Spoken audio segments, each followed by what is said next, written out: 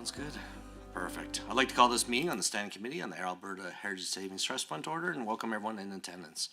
I'm Tanny Al, I'm the MLA for Fort McMurray Wood Buffalo and chair of the committee. I'd ask that members and guests at the table introduce themselves for the record, and I'll call on those joining by video conference. And we shall begin to my right. Jennifer Johnson, MLA for Lacombe-Panoka. Amit Prakash, Chief Fiduciary Management Officer, AIMCO. Justin Lord, Chief Investment Officer, AIMCO. Brittany Jones, Treasury Board and Finance. Sheldon Wagner, Director, Investment Policy and Governance, Treasury Board and Finance. Tim Lyon, Auditor General's Office. Kyle Kozowski, MLA for Sherwood Park. Adam Quirk, Legal Counsel with the Office of Parliamentary Counsel. Warren Huffman, Committee Clerk. And we will now go to those folks who are online. With that, we do ask that you turn on your cameras and unmute yourselves. Mr. Rosewell. Garth Rosewell, MLA for William Mr. Wainwright. Mr. Keonde. Samir Kayande, MLA for Calgary Alpha. Mr. Sear. Scott Sear, MLA Bonneville Cold Lake St. Paul. Ms. Petrovic. Chelsea Petrovic, MLA Livingston McLeod. And finally, Mr. Brar. Gurinder Brar, MLA Calgary Northeast. Thank you so much for that. And for the record, I will note the following substitutions. Mrs. Johnson for the Honorable Mr. Boychenko, Mr. Sear for Mr. Weeb, and Mrs. Petrovic for Mr. Stefan. A few housekeeping items to address before we turn to the business at hand. The microphones are operated by the Hansard staff. Committee proceedings are live streamed on the internet and broadcast on the Alberta Assembly TV. The audio and video stream and transcripts of meetings can be accessed via the Legislative Assembly website.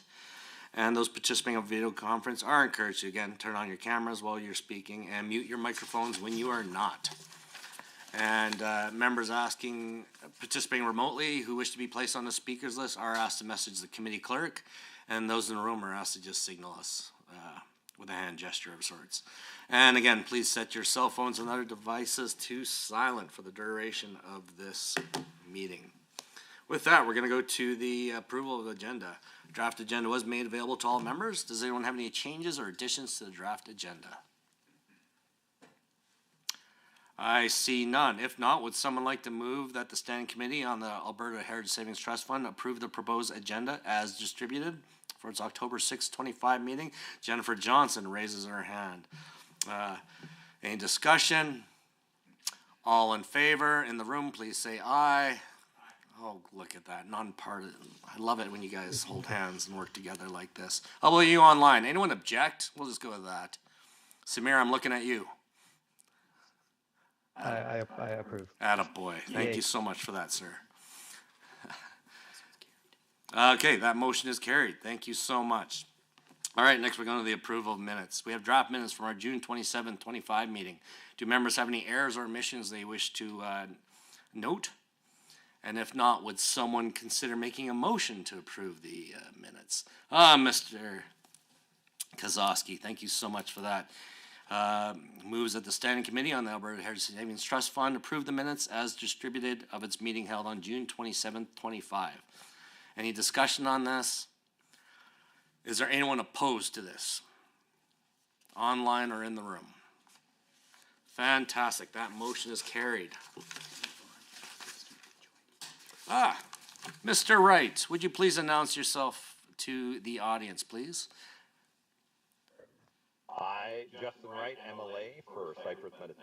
Sir, we can see your magnificent photo, but do you have the ability to turn on your camera so we can see? Oh, look at that handsome man. Hi. Yeah, incognito with the glasses, I get that. He gets mobbed when he goes out in public. So. No, sorry, unfortunately, bouncing between meetings, trying to get back to the office for this one. Ran a little bit late. Yes, the office. All right. The Alberta Heritage Savings Trust Fund Act requires that the committee receive and review quarterly reports on the operation results of the Heritage Fund. Accordingly, we are here today to review the 2025-26 Alberta Heritage Savings Trust Fund first quarter report. The report was publicly released on August 28, 25, and a copy was made available to members on the internal committee website. We are pleased to have officials from the Ministry of Treasury Board and Finance, AIMCO, and the Office of the Auditor General joining us to provide an overview of the report and answer any questions members may have. With that, I shall turn the floor over to the Treasury Board and Finance and AIMCO for your presentations. Whoever wishes to start first, please go ahead. Thank you, Mr. Chair. Good afternoon, committee members and guests. My name is Sheldon Wagner.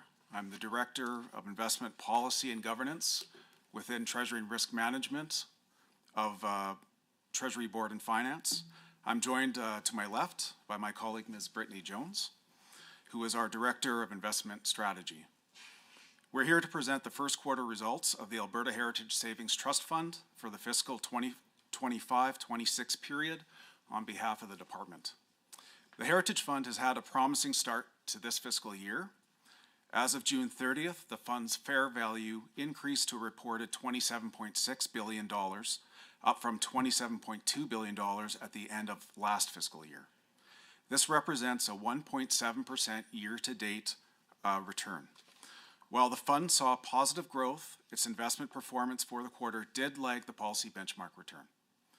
On July 18th, the Alberta government announced a significant $2.8 billion deposit into the Heritage Fund from the 2024-25 cash surplus.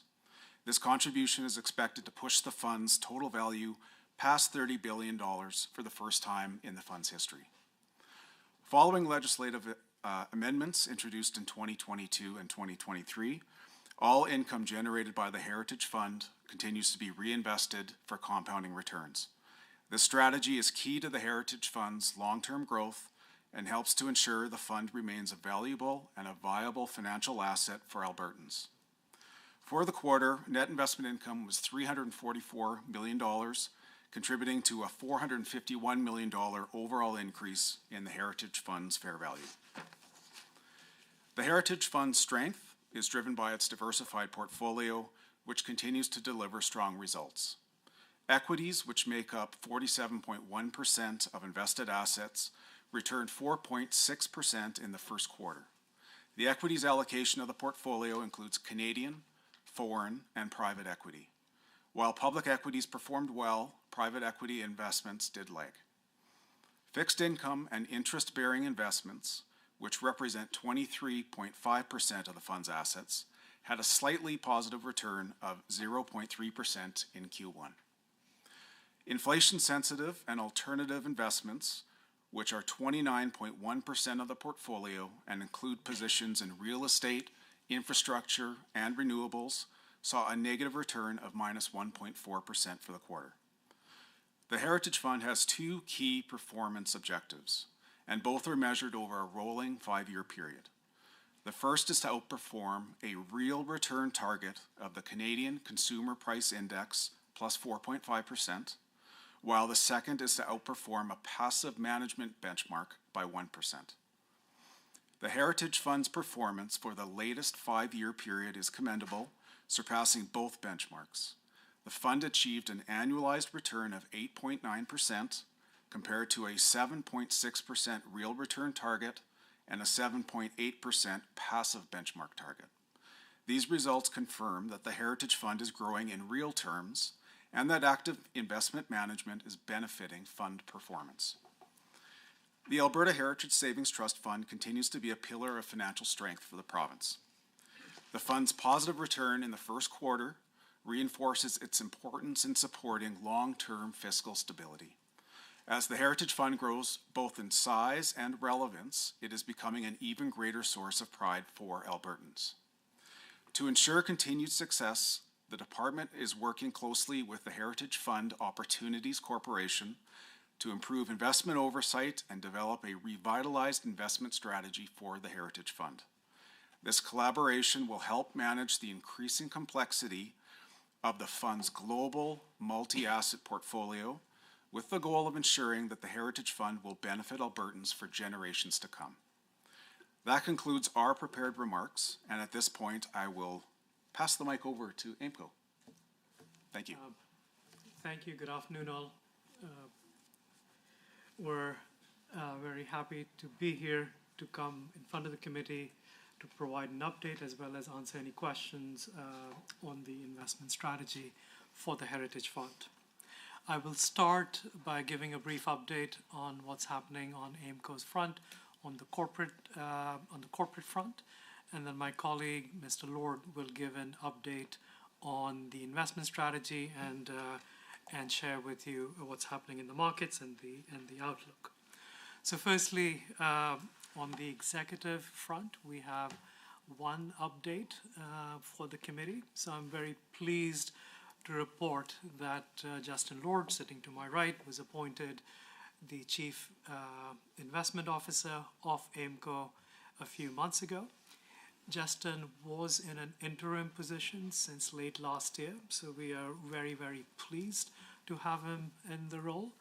And certainly from our perspective, we're fortunate that we have someone with the experience at AIMCO, with our clients, with our province, that is in this really important role for our clients, including Heritage Fund.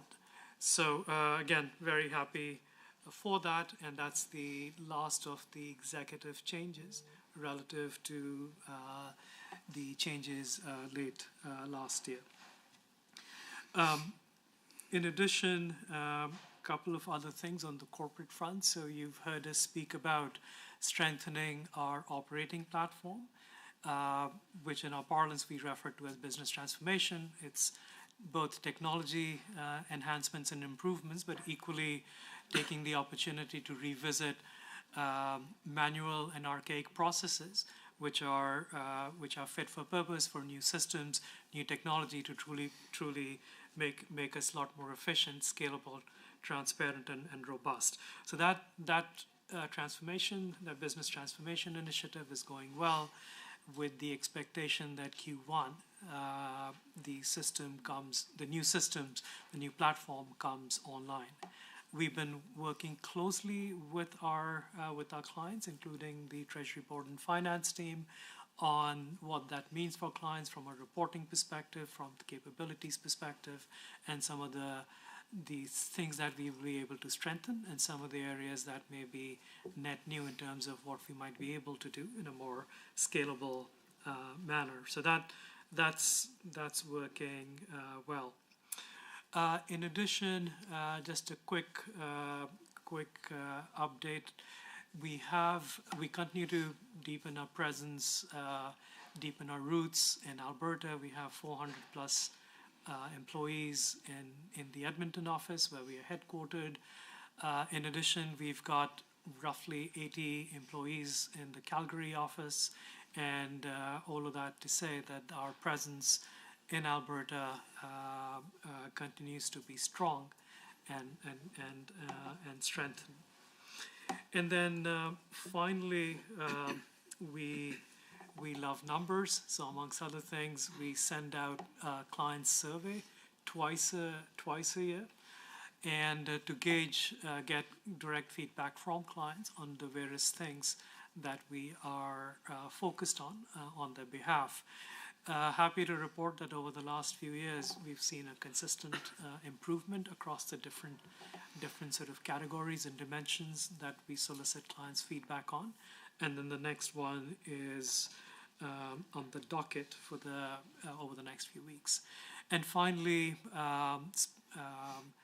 we have this week our Client Investment Symposium in Edmonton. We hold this once a year and invite many of our investment partners from across the globe to come to Alberta, to come to Edmonton, and spend roughly a day in a conference type setting, speaking to various topics germane to our investments and our investment strategy.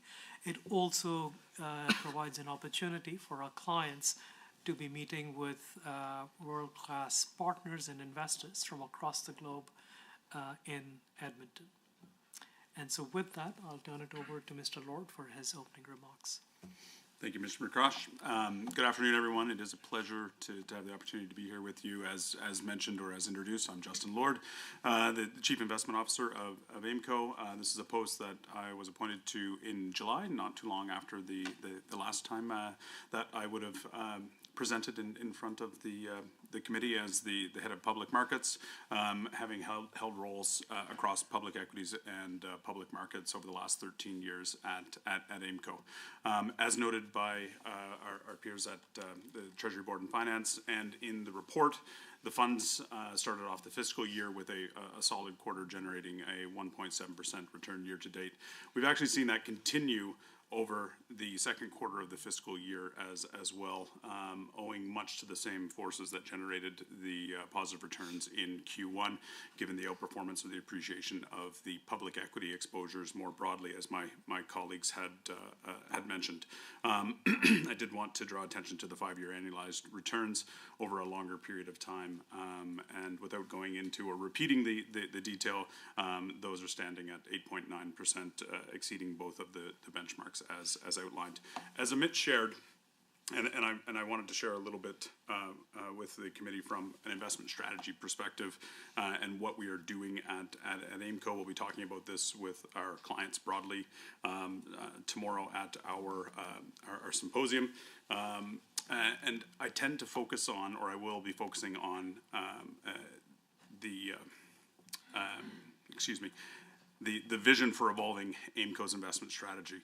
Recently presented upon this to our board of directors, and I thought the committee members might be interested as well. I do want to start by stating that AIMCO's investment philosophy has been sound and does remain so. We're committed to the principles of long-term investment management, our risk discipline, and a client-centric culture. These things have served us well and will not change in the near to medium term by any means.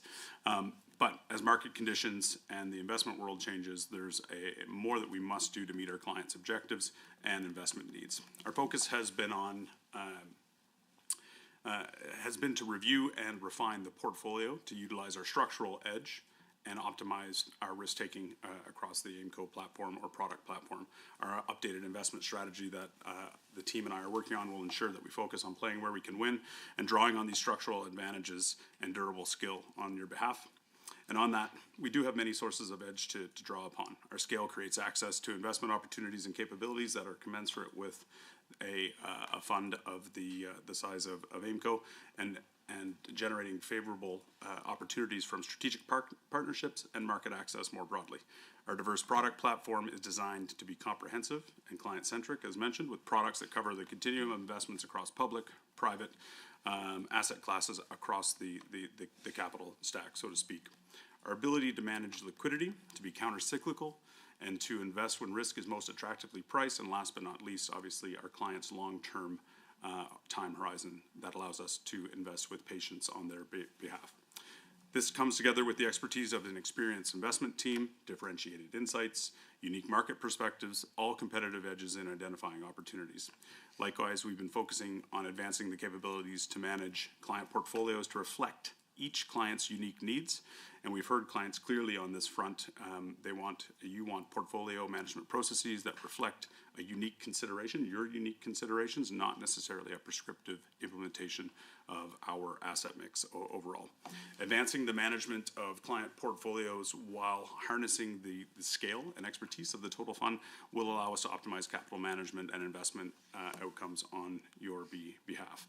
We've made progress over the last year and we'll keep strengthening those processes. The result, the Heritage Fund benefits from the focus of a single client fund on a large multi-client manager platform. To close, the outcome of our work will be targeted changes to ensure that we're able to deliver absolute and excess returns commensurate with your appetite, risk appetite and return expectations. We'll be sharpening how we implement, as Mr. Prakash had mentioned, systems and processes are efficient and agile, ensuring fast and informed decision-making capability. Each asset class will have its own implementation of our revised investment strategy as this evolves over the last calendar quarter of the year. That will reflect the distinct market dynamics, opportunities, and relative strengths of the team. And I will say that the investment landscape is continuing to evolve. As such, we will at AIMCO as well. Looking forward to sharing more details as this work progresses within the investment team at AIMCO, and speaking about markets and positioning via your questions today. Thank you. Thank you so much for that. First off, Ms. Lord, congratulations on your new role. We wish you well on that. I have no doubt under your leadership we'll be matching Norway's fund in no time, right? So, $1 trillion, that's not hard to match, right? Okay, well, with that, we'll now look to committee members for questions on the report. Do we have any questions? I understand Ms. Jennifer Johnson has first. Thank you, Mr. Chair. And thank you to each of you from Treasury Board and from AIMCO for joining us here today. And I'd like to offer my congratulations, Mr. Lord, as well on your new job. It's nice for you to be here, and I wish you all the best. I think you've touched a little bit on this. I'll start with the main question, and then I have a follow-up if we could go there. So there's, on page 1, it says the fund has achieved a 1.7% fiscal year-to-date return, and you mentioned that. Can you discuss the key asset allocations and investments that contributed to that 1.7% growth in the first quarter? I'll start. Thank you for the question. As mentioned in the opening remarks and from both sides, equities have been quite a large driver of performance, and it is one of the heaviest weighted assets in our portfolio. I will turn it over to AIMCO to talk a little bit more about how equities perform. Okay, certainly. So the 1.7% growth in the quarter was, as Ms. Jones stated, primarily the result of strong returns in public equity markets as a function of the overall equity allocation to the fund. We saw returns in the quarter of about 8.4% for Canadian equities, 5.8% for foreign equities.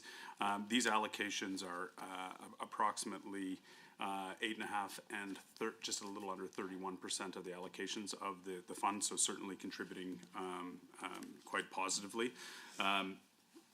Those were outsized considerations. We've seen significant appreciation of equity markets across the last couple of years. Canada is actually leading year to date between Canadian and emerging markets post a rocky start to the calendar year given the volatility of Q1.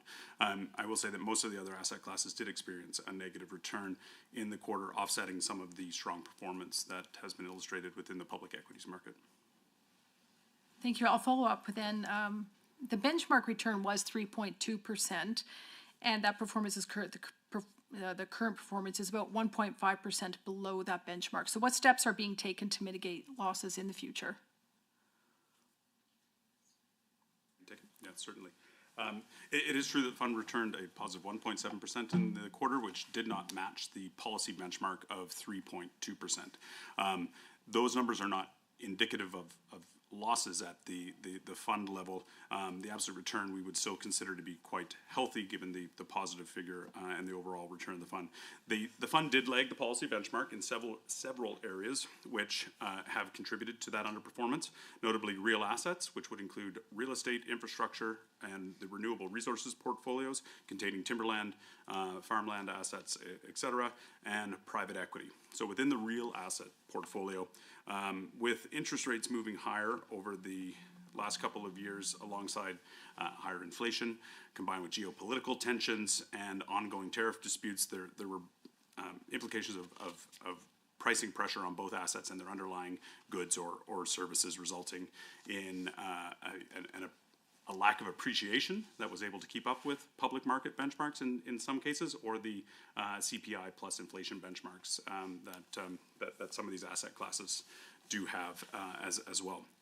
Real estate, as we've spoke at the last number of meetings, has faced headwinds with respect to the overall industry and also from a portfolio composition perspective in office, retail, and particularly certain areas exposed to development. We're working diligently to manage our clients' many investments across these areas to maximize value over the coming years, and we do anticipate that it will take some time to see this performance return. There are some, I guess, some positive trends that we are seeing in the real estate market, that we are seeing from an inflation perspective, that make us optimistic that these asset classes will be able to catch up in the future. The other asset class that we wanted to touch on was private equity. The private equity segment of your portfolio is indexed against public equity, which, as we mentioned, is having another very strong year. With a one-year return of 16.9% on top of the fiscal quarterly return of 5.8%, as mentioned, and a fantastic five-year number as well. The 5-year return number is very healthy compared to public markets, and in the short term, it's been very difficult for private equity to keep up with public markets. From a portfolio construction perspective, we would expect differences between a private equity and a public equity portfolio as well. If they were acting the same, the correlation or the diversification benefits would certainly not be present in the portfolio. With respect to talking a little bit more about private equity and the impacts or perhaps the headwinds facing that industry is facing, it's been a tough environment like real assets where financing costs have increased, tariffs have provided for some potential volatility or uncertainty, and as has the geopolitical uncertainty that abounds in the marketplace today. We're seeing less liquidity in the private equity market. You have seen less exits or lower distributions. I would also note that these assets are not valued on a daily basis, and so there is a bit of a lag as we've seen a stabilization post the volatility of the first half of calendar year, and once again optimistic that the portfolio, the team's portfolio construction process is sound, and we'll be looking forward to year-end valuation updates on that front. And if I may, just have one small follow-up? No? Sorry, could you? I think you've already touched on it. Should we come back later? Yeah, why don't we come back Sure, later? absolutely. We'll just give some other members. I do have Mr. Rosewell. Before I go to Mr. Rosewell, I'd ask Her Majesty's official opposition, Mr. Kozowski. You have a question? I do. Absolutely. Go ahead, sir. Thank you, Mr. Chair. And as we know, there's a lot of uncertainty in this world, but one thing we are certain of is that Connor McDavid has been signed for a 2-year contract with the Edmonton Oilers. And I think everyone in the room and across Alberta feels much better. Focused on the cup. There was a bit of a mention about HFOC, the Heritage Fund Opportunity Corporation, and it was established earlier this year, and now the board is in place. I suppose what we're asking for at this point is, at what point can we expect some reporting to come in from HFOC, or at least a plan for it? I'll take that one. Thank you. That's a great question. The board has met twice now, and conversations are underway to get some of those board members in front of this committee. That could be as soon as the annual meeting, potentially. After that, we're not exactly sure exactly what the attendance will be there, but after that, I would expect that you would start seeing members of HFOC. There will be a search, an executive search for a CEO.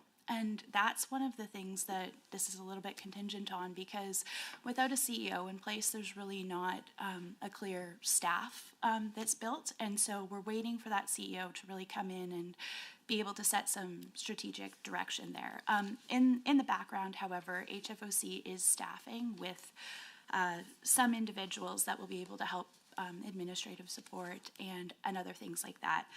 In the meantime, the department, as stated in the opening remarks, has been working with HFOC, and AIMCO has actually been working with HFOC as well in order to streamline things going forward. So I don't have a clear answer for you at this time exactly when you're going to start seeing everybody, but it's on the agenda to start getting everybody in front of you.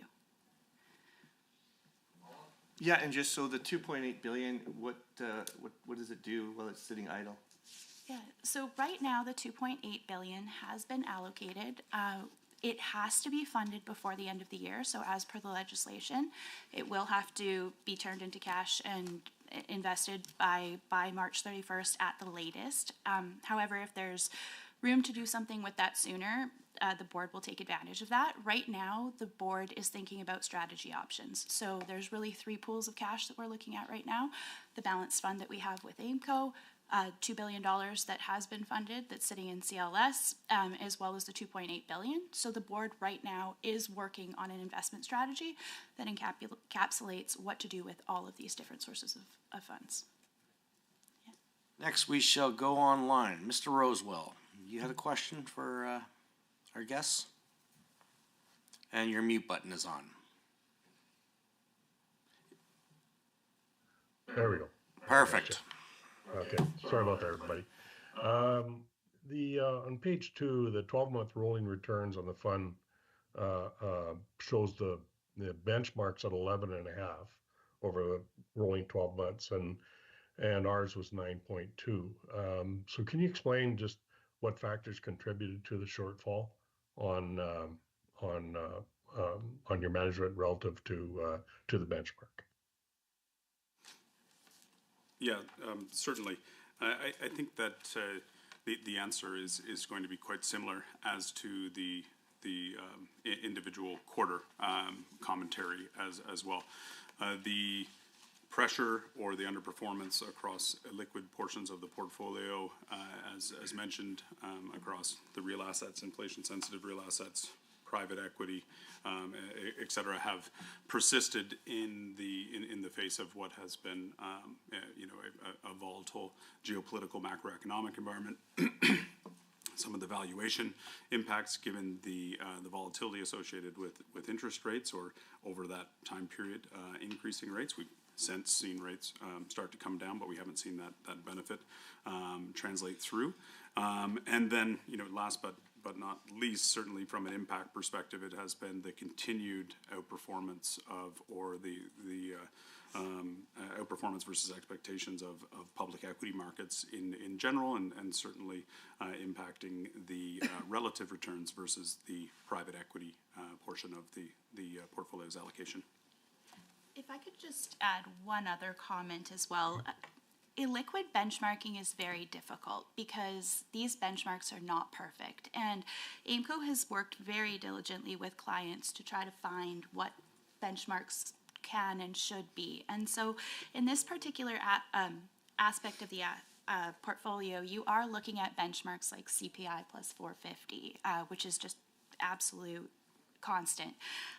Also, we were talking about how private equity is benchmarked against a public index. So in that area, we will see a little bit more deviation as well. Yeah, and that kind of lends it to my follow-up question. So how do you go about, so you're saying that private equity isn't in our benchmark, and so how do you pick a benchmark? And if private, because you're looking at public markets did so well relative to, say, private, and so the benchmark, like, is it in there and not in ours? Like, I'm confused as to how you pick a benchmark and how do you get a proper comparison. I'm happy to start that process. The department has decided to adopt all of the benchmarks that are currently in AIMCO's product descriptions. The benchmarks in AIMCO's product descriptions, I will let AIMCO speak to the process that they go through talking to the clients on bringing these benchmarks up.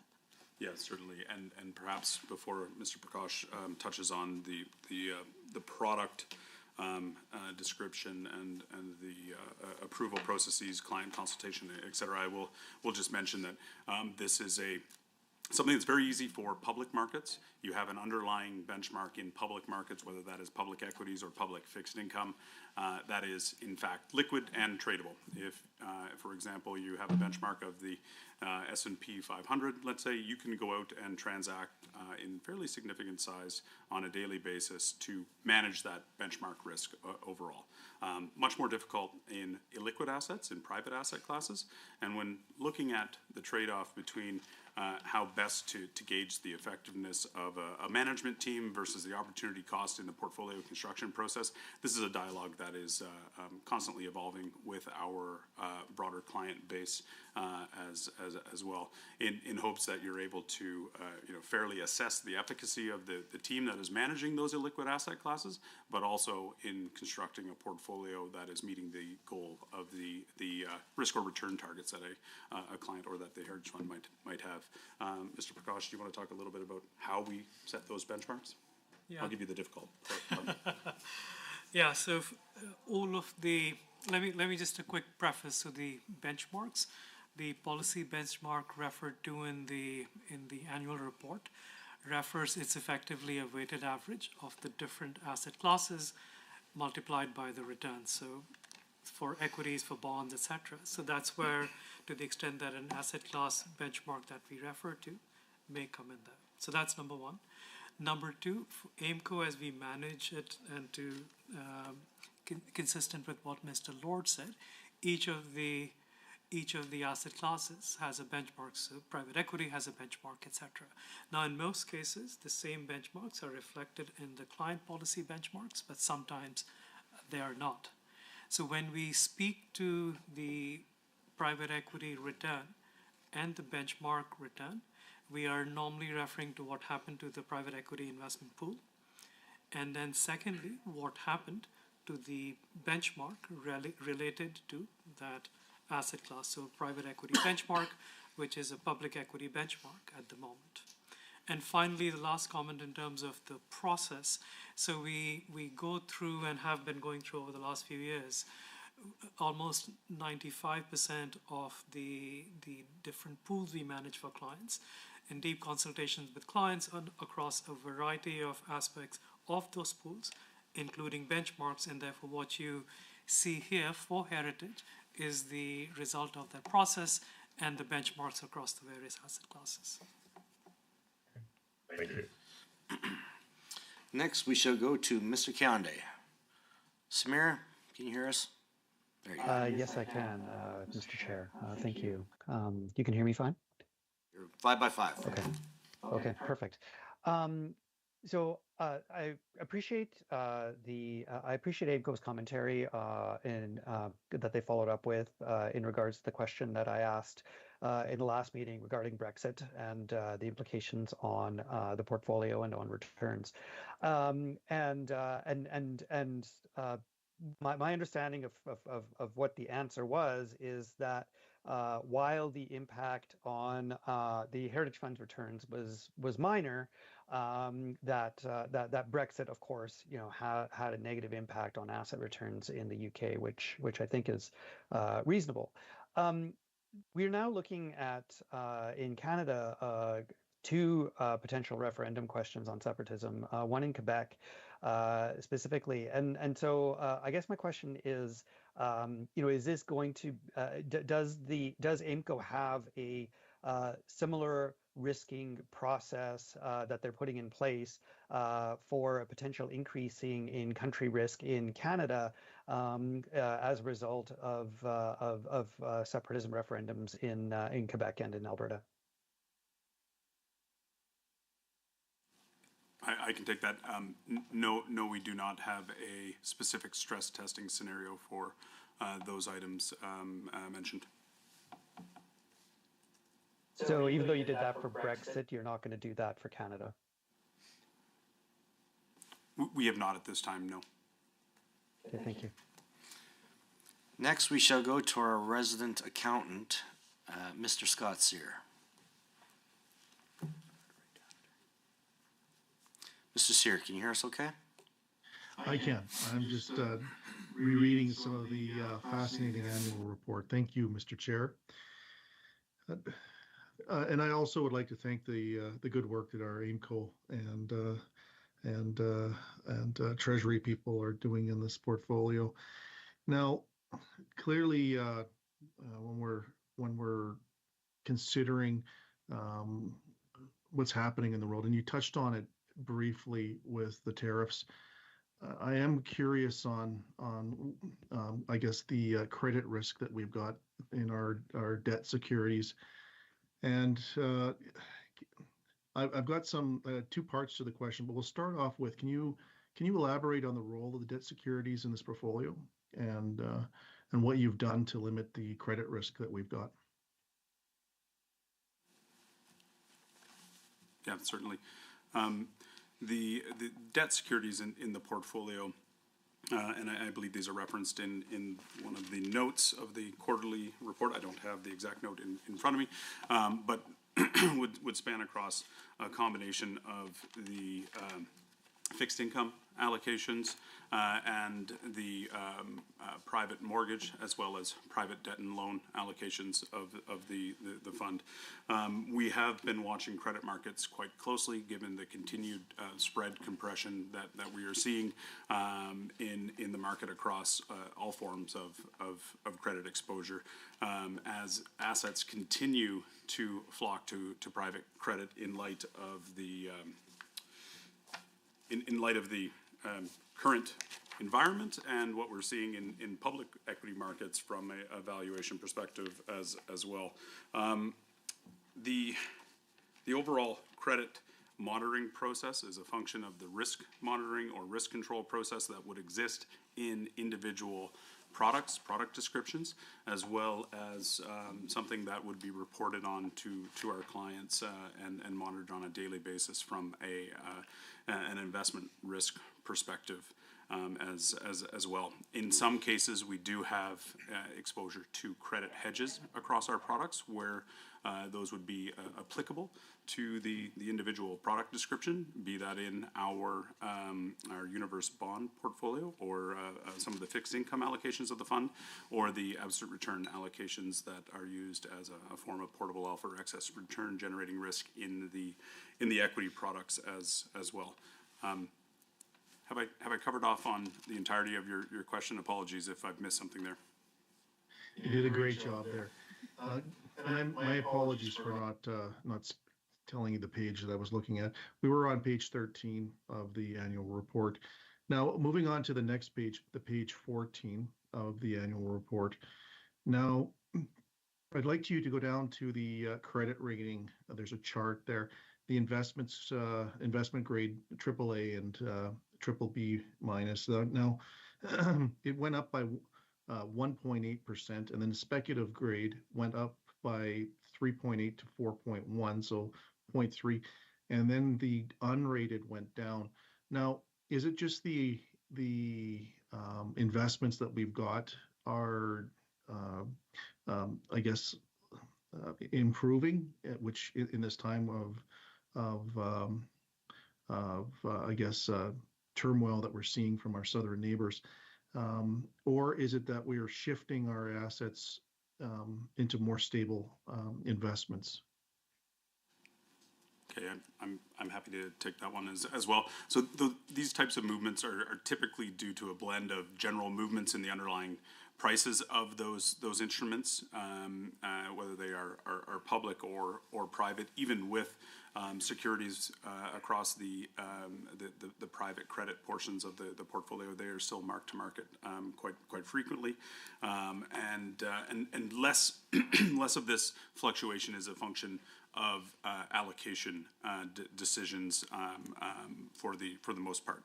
I would like to know that, and I think it's in this note in particular, that the unrated portion on the row in note 6 is in fact, yes, private mortgages and private debt. Those are the two illiquid strategies. We have seen some additional allocation to private credit, and also very strong performance from that asset class in particular. These strategies are funded by calling capital from the investment grade bucket to the degree that there is a portion of unallocated capital versus your asset mix. And we also have, given the relatively short duration or the amortizing nature of the portfolios, a little bit of fluctuation as loans are paid down and capital is reallocated over the course of the year. And we would expect that fluctuation to be quite normal based on those fund flows as well as the market prices of those securities. I will say, just in a final point, all those holdings, including the private mortgages and the private loans, are valued regularly using market best practices, and so they will have a small degree of price volatility as a whole. All right. Thank you for that. All right, next we'll go to Mr. Kozlowski, followed by Mr. Wright. Thank you, Mr. Chair. AIMCO is good enough to provide, from Andrew Davis, a comment on private equity. And so we have AIMCO invested in, it looks like, 90 private equity funds. And so just in general, coming from a layman's term, I'm noticing that cash flow is a little tighter across the world. So I imagine at businesses at some point you're going to get a quarterly report where cash flow is tightening up from their businesses, things are not coming in. So I guess I'm looking for some explanation, some comfort. Look, when you have these investments in private equity funds, which are leveraged, when would we be triggering a concern that maybe we're too leveraged, or that the debts are not being repaid within the private equity funds for the businesses that they own? I hope that makes kind of sense. And then, you know, Mr. Lord, you did mention that there is some liquidity risk, it sounds like, because the opportunity to exit out of positions is drying up a little bit. You mentioned in your initial report. So just looking at a world where cash flow is tightening up and knowing that we're invested in private equity and a lot of funds, how can we just feel a little more comfort with our investments in those funds? Yeah, certainly. I'll take that. Thank you for the question. Two very relevant points as it relates to cash flow, et cetera. Not quoting specifically across what makes up the private equity fund universe in our product, but any type of leverage that is at the underlying company or operating level would be very similar to that which would exist in public equities as well. We don't use leverage at the total portfolio level within the private equity asset class. We have not seen any elements of distress from the portfolio en masse, and we can certainly follow up to a greater degree with respect to a level of granularity there. But what I will say is that we have started to see perhaps some pockets of liquidity certainly presenting themselves via the secondary market in private equity. There is still a fair amount of capital across both GPs, private equity shops, as well as institutional investors and or retail investors looking to continue to allocate to the space. We see that as a potential opportunity to raise liquidity should it be attractively priced, and or vice versa. We would also be looking at taking advantage of some of the illiquidity to add to positions or to add allocations either at the fund or a co-investment level to the portfolio should illiquidity present a really attractive pricing opportunity for a solid operating business overall. This all said with the backdrop of a public equity market that is continuing to appreciate and that is remaining perhaps more expensive than historically what we would traditionally expect to pay for public equity exposure. So we think there are some opportunities still. I will also note that there is a relatively small, in compared to public equities, allocation at the Heritage Fund level. Just a quick follow-up. Sure. And so then as public markets are becoming, maybe the valuation is getting maybe a little weak. Is there triggers that we have in the fund that will ask, get us to get out of public markets at some point because they become overvalued? I'll take this one. Thank you. That's a great question, and that's certainly something that is on the top of the mind for the board right now. Assessing all of these different asset classes. What is the investable universe? What are the true objectives of the Heritage Fund? What is the true risk tolerance? Where do we want to go with that? And one other thing that I would like to mention is that the Heritage Fund has seeded 3 endowments along the way as well too, and those 3 endowments are also under review. So all of the things that go into portfolio construction right now, we're taking a very close look at that, and including geographical diversification and so forth, not just listed versus private investments. But we do feel, and over time, you've seen it written, the Heritage Fund does believe in active management, and then that does lead us to look at what other asset classes can provide some stability, downside protection, and so forth. So that's definitely on the top of the mind for the board members right now. That didn't answer my question. Oh, no. Reiterate your question. So if you're private equity, if you're a public company and you're, maybe a comfortable price to earnings ratio is, let's say nowadays it's 20, and now we're getting to 25. Does that signal something to the managers that they should be getting out of investments? I'll let AIMCO speak to the security selection aspect of it. But appreciate your commentary. Yeah, certainly. And I'll touch on another item with respect to liquidity. We do look across the equity allocations for opportunities with respect to valuation. Valuation in and of itself, or high valuation, is not always a catalyst for a market correction or price depreciation as well. In fact, we've seen expanded valuation multiples across large cap equities be supported by the continued above expectations or above average growth within a certain part of the large cap tech and consumer sectors in global equities, and this is justified for the time being as well. But when you are paying more for an asset, the downside is certainly larger should those expectations change in the future, and that is something that we are cognizant of with respect to our tactical positioning and or hedging activity that we would undertake within the equity products. We are currently right around neutral weight equities overall, but paying very close attention certainly to the broader macroeconomic geopolitical environment as a source of risk, as well as the quite lofty or aggressive growth expectations, which have been beaten over the last number of quarters by large cap equities. But it certainly is a biweekly conversation at our tactical risk allocation committee and offsetting biweekly investment committee meetings. So.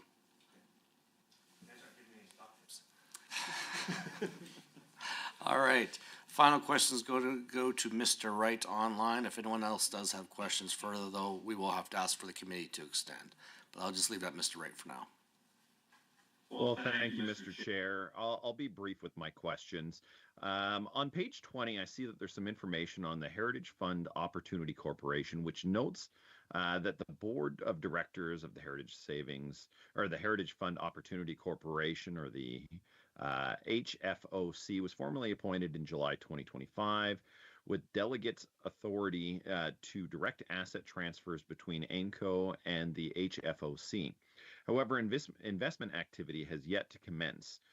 What strategic opportunities and objectives does the department envision for the HFOC in completement with AIMCO's existing investment mandate, as well as how will the department ensure transparency and accountability of the HFOC beginning operations, especially regarding its impact on the fund's performance and governance? Thank you for your question. The Alberta government saw the need for an independent, professionally managed organization to oversee the growth of Heritage Fund assets. And this corporation is designed to provide the independent oversight needed to ensure that the value of the Heritage Fund continues to grow, to achieve that long-term objective of growing the fund to 250 billion by 2050. The new corporation is in the process of developing a revitalized investment strategy for the Heritage Fund, and HFOC will work and continue to work in collaboration with AIMCO to make sure that long-term asset growth is prioritized. In terms of ensuring transparency and accountability for HFOC, the corporation is an independent provincial corporation, and it does operate at arm's length from government. This is on purpose to ensure that the corporation is making independent decisions for investments and investment strategy. The corporation's government structure is centered on transparency and sound financial stewardship in order to support investment decisions that will maximize long-term returns. Clearly defined benchmarks and metrics will guide ultimately the fund performance evaluation, and adjustments will be made as needed to ensure that the Heritage Fund stays on track for that growth target of 250 billion by 2050, and ultimately reporting on Heritage Fund performance and governance will be publicly disclosed and regularly audited, as is currently the case for the Heritage Fund and its endowments. Thank you for that. And Mr. Chair, if I may, one follow-up. Referencing page 13, specific investment policies and guidelines ensure that the fund is managed in a fiscally prudent way to permit appropriate risk levels. According to the target policy mix or asset mix, the equities asset class increased by just under $500 million from the 31st of March this year compared to the other asset classes, which stayed relatively the same. Can you explain the reason behind this increase, and is there any strategy behind this increase? Yes, certainly. I'm happy to take the question. The underlying increase in the public equities or the equities balance is a function of the year-to-date appreciation of the asset class over that time, without any specific changes, without any specific large changes to asset allocation. Thank you. Thank you. Thank you for that. And with that, unless there are any further questions for this, okay, we're going to have to extend the time on this, so we're going to have to ask the committee to extend by another 30 minutes. Is that your wish? I don't think we'll need 30 minutes, but yeah, it'll be fine. It doesn't have to be 30 minutes, just extend past the end time. We'll extend past the end time. I have to give a Yeah, support from the committee. Okay. Question to the committee is if we wish to extend time past our 2 o'clock time in order to ask more questions of Treasury Board and Finance. That is the question. If anyone, does anyone object to extending time? That's my one question. In the room, on the line, does anyone object to extending our time? Chair, if I may, it's Chelsea Petrovic. Yes. Just a question. Is it absolutely necessary? I do have meetings planned for 2 p.m. I'm just curious if it's absolutely necessary that we continue to extend. I feel like the Treasury Board has answered these pretty significantly, so just curious to see if this is absolutely necessary to cancel 2 o'clock meetings of constituents for this. Sorry, thank you. Thank you very much for that. Ms. Kozowski. Sir. All right. Does anyone else besides Ms. Petrovic object to extending the time? I have a very similar time constraint starting at 2 o'clock with constituents. All right. At this time, I'm going to decline this. Again, so with that, the commission now consider motion to receive the first quarter report. Can I get someone to raise that? Jennifer Johnson moves that the Standing Committee on the Alberta Heritage Savings Trust Fund received the 25-26 first quarter report and the Alberta Heritage Savings Trust Fund. Any discussion? All in favor of, please say aye. What's that? Go ahead. Let's discuss. Yeah, Mr. Chair, I would love to receive this report, but as we haven't been able to ask all the questions, I'm not going to be able to vote in favor of it. That's fine. All right, anyone else have any comments, questions, suggestions? Seeing none, so all in the room who support this motion, please say aye. Aye. On the phones or on the line, all in favor of receiving the first quarter report, please say aye. Aye. Aye. Aye. All opposed in the room, please say no. No. All on the phones, if you're opposed to this motion, please say no. No. Sorry, for the record, I see Mr. Kiande and Mr. Brar both objecting. Yes. All right. Okay, well, that motion is carried. Thank you very much. That will conclude today's business with respect to the fund's first quarter report. I'd like to thank our guests from ANCO, Treasury Board and Finance, and the Office of the Auditor General for being here today. You're welcome to stay if you wish. Thank you for joining us here today. With that, we'll now move to other business. AIMCO provided written messages or responses to questions asked at the committee's April 14th and June 27, 25 meetings. Responses were posted on the committee's internal site for committee members to review. Are there any other issues for discussion today? I see none. The next thing is the committee's next meeting will be the annual public meeting on October 30th, 2025 from 6 to 8 p.m. As a reminder, the purpose of the meeting is to allow members of the public to interact with the committee and learn about the fund. However, as we go through the questions, we may have time for committee members to ask some questions. So members may want to prepare a few questions for that meeting. And if there's nothing else for consideration today, I will call for a motion to adjourn. Jennifer Johnson moves that the October 6, 2025 meeting of the Standing Committee on the Heritage Savings Trust Fund Committee be adjourned. All in favor of, please say aye. Aye. On the phones, Aye. and all opposed. In the room? I hear none. And online, anyone opposed to adjourning today? Okay, that motion is carried. The meeting is adjourned. Thank you so much, all.